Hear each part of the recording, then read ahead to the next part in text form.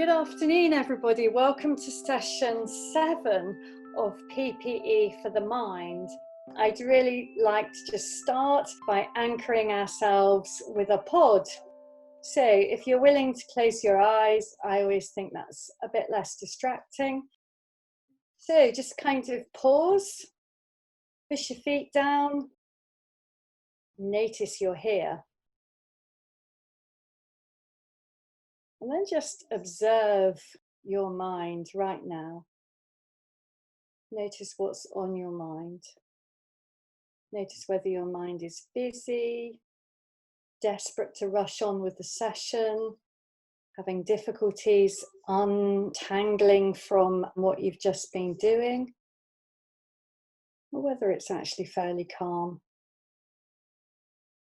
And then just notice your body. Notice any areas of physical pain. Notice any emotions you can sense. And remember, we're not trying to change anything. We're not trying to relax. We're not trying to turn anything on or off. We're trying to just wake up and notice what actually is happening for us in this moment. And then when you're ready, just come back to the room. And we're going to decide what's important right now. And then just kind of notice anything you can hear. And then re-engage with us and this course. This session is about the body.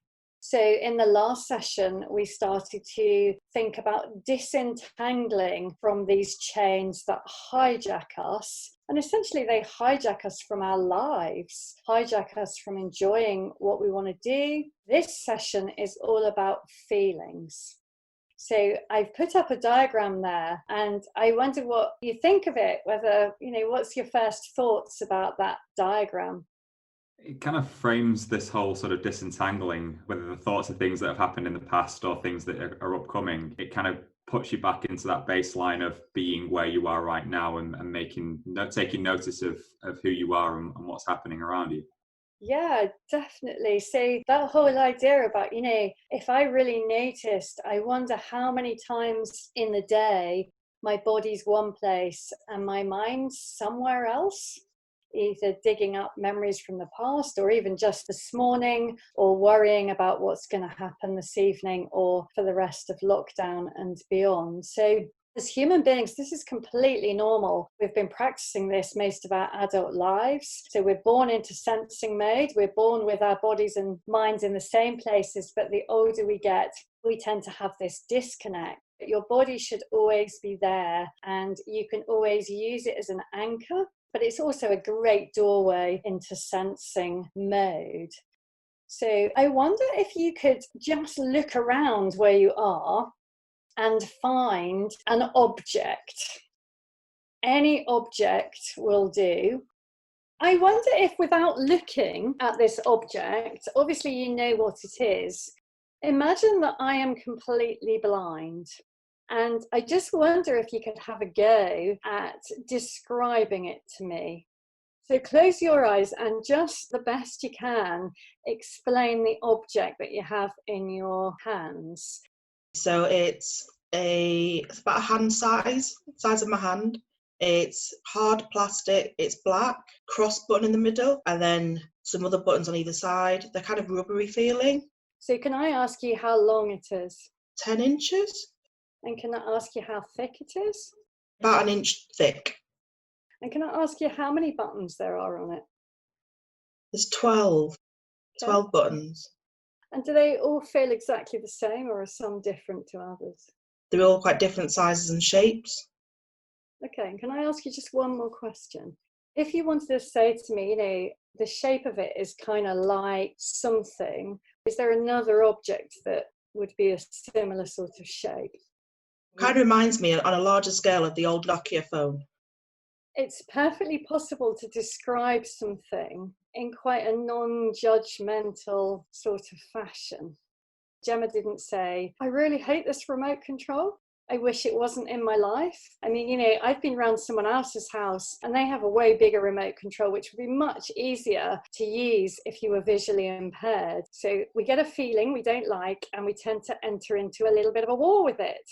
So what we're going to try today is a disentangling technique that we can do when a difficult feeling comes up. What we're going to do in this next exercise, I'm going to ask you to think of a situation that arouses some sort of difficult feelings. Given that kind of 0 is totally calm, no difficult feelings, and 10 is the most traumatic feeling you've ever had, don't go 10. So kind of aim for, I don't know, about a 4 or a 5.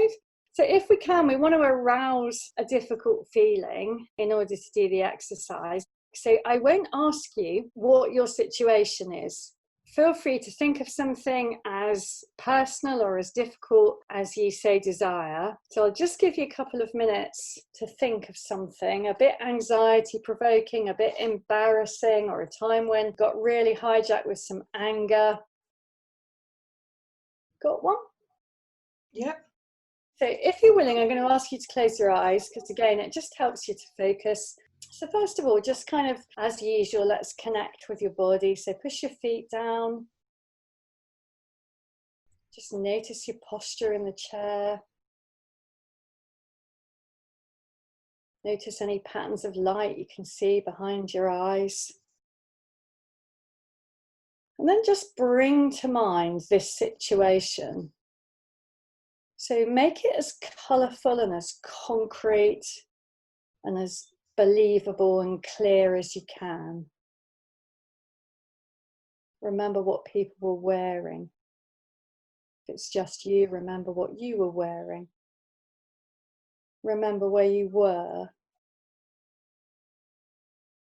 Remember tone of voice if people were speaking. Remember what was being said.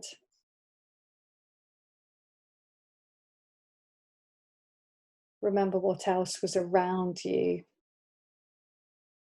And then just turn your attention to any feelings that are coming up in your body in response to this memory. So just first of all, notice where there are feelings.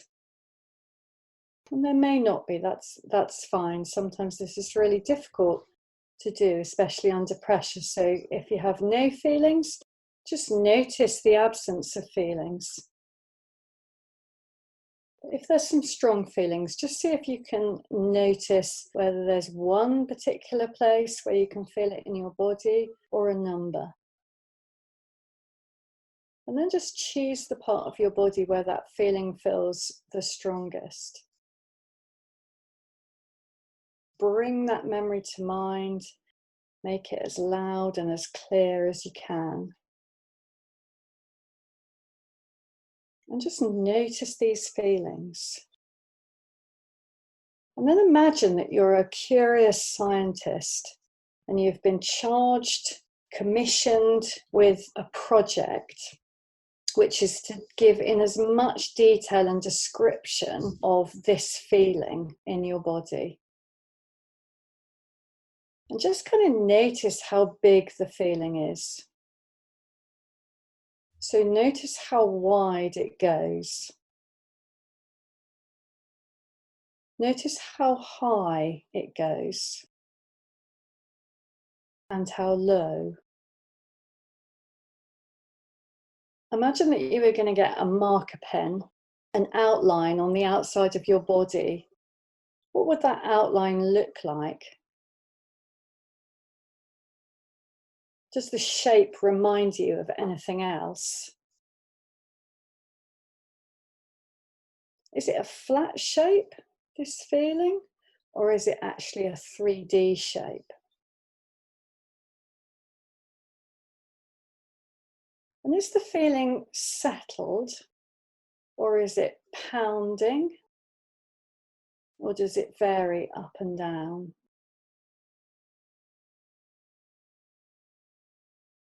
If this feeling had a colour, what colour would it be? And is it the same colour all around? And then And just notice your body. And then just notice this feeling again. Notice if it's changed. We're not trying to make it bigger or smaller. We're trying to just notice it without judgment. And then just take one last check back. Notice those feelings in your body. Notice anything else that's changed in your arms, in your legs. Just notice what's there. And then when you're ready, come back to the room. Right. Did you notice any feelings in your body? Oh yeah, definitely. Just kind of like an anxiety. Mine was just shaped like a big spiky ball, and it was massive. But it was also on the outside. It was really weird. Like it was like, you know, like the round shape of a ball. It actually came out of my body almost. Okay. Ooh. The spikes were jutting out. It's really weird. And did it go? Was it the same kind of both ways? Was it a ball, or was it just kind of a ball out the front? And no, I think it was a ball like all the way through. It was just weird that it was, I just kind of noticed the fact that it wasn't all complete like a ball within my body. It was like partially outside as well. Okay. Have you ever noticed that feeling before? No, I don't think so. That's probably what I now will think of my anxiety as, like spiky ball. As a general rule, can you think back to any kind of concrete situations where you've actually spent a long time trying to manipulate your feelings? Yeah, totally. Yeah, I think we do that all the time. It's probably like what Mike was saying the other day about not being able to get to sleep. It's that sort of thing, isn't it? Like something's going through your mind, it's running through your mind, running through your mind. You then try to like manipulate it. Yeah, our mind is like kind of approaches everything like it's a bag of rubbish. There's lots of evidence that if you practice this, it gives you much more freedom and choice to get on with what's important. But once you start to notice and name your feelings, it's actually the first stage of self-care.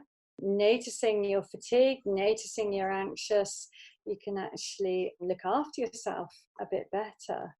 And a good way I found to practice it when I first started was either doing like the object exercise, getting better at actually noticing physical things and describing them objectively, and then applying the same principles, or noticing physical symptoms, which I think will also really be very helpful in MS, because often it is about noticing your symptoms, and you need that for your medication management, but also to sort of look after yourself as well. Thank you for joining us for another episode of PPE for the Mind. I've enjoyed your company. Don't forget to practice, because these are skills. And remember, when you learn anything that you're now good at, in the early stages, things felt clumsy and difficult, and you wouldn't have been an expert in that field. So the more you practice, the more effective you'll be with your PPE for the mind, and the more it will help you in times of distress.